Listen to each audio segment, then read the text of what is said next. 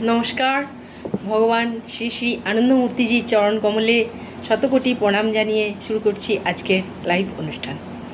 আজকে বিশ্ব সঙ্গীত দিবস এবং যোগ দিবসও। তো আমি সঙ্গীতের একটা সঙ্গীত আমি করব।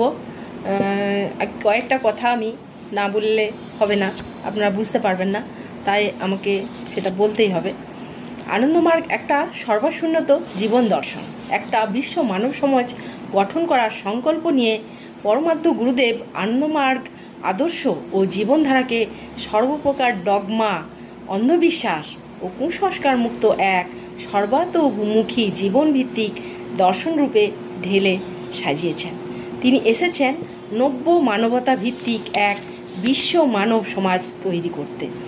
সে কাজ যথাযথভাবে করার জন্যে প্রয়োজনীয় দর্শন, আধ্যাত্মিক সাধনা, সামাজিক অর্থনৈতিক সিদ্ধান্ত, চলার পথের যাবতীয় পাথেয় পথ নির্দেশনা তথা প্রশিক্ষণ সব কিছু তিনি দিয়ে গেছেন।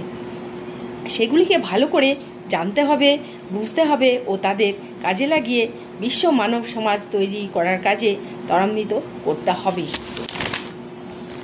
আনন্দমার্গের স্রষ্টা শ্রী শ্রী আনন্দমূর্তিজি শৈশবের নাম হচ্ছে প্রভাত রঞ্জন সরকার।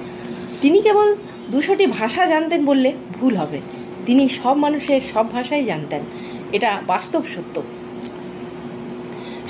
প্রভাত সঙ্গীত রচনা করেছেন 5018টি গানের একটাও তিনি কাগজে কলমে লিখে করেননি। সব গানগুলি তৈরি হয়েছে তার তৎক্ষণিক গেয়ে যাওয়াকে কেন্দ্র করে। অবাক বিস্ময়ে অভিভূত হতে হয়, এত বড় এক যুগান্তকারী সঙ্গীত ঘরানার যিনি স্রষ্টা, তিনি নিজে কোনোদিন হারমোনিয়াম নিয়ে বসে সুরসপ্তকের অনুশীলন পর্যন্ত করেননি। অবাক ব্যাপার। কোনো ওস্তাদের কাছেও সঙ্গীত শাস্ত্রের তালিমও তিনি নেননি। প্রভাত সঙ্গীত রচিত হয়েছে 8টি ভাষায়: বাংলা, ইংরেজি, সংস্কৃত, উর্দু, হিন্দি, আঙ্গিক ইত্যাদি 8টি ভাষায়। কখনো দেশি, কখনো বিদেশি, কখনো রাগ সঙ্গীতের সুর, কখনো লোকসঙ্গীতের সুর। তাদের পাশাপাশি রয়েছে পার্সিয়ান, ইসরায়েলি, চাইনিজ কিংবা স্ক্যান্ডিনেভিয়ান, আইবেরিয়ান ইত্যাদি সুরের বৈচিত্র্যময় সংযোজন।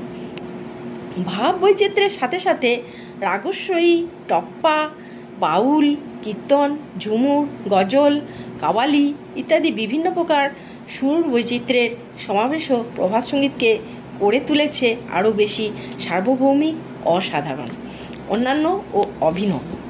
বর্ধমান বিশ্ববিদ্যালয়ের ও রবীন্দ্র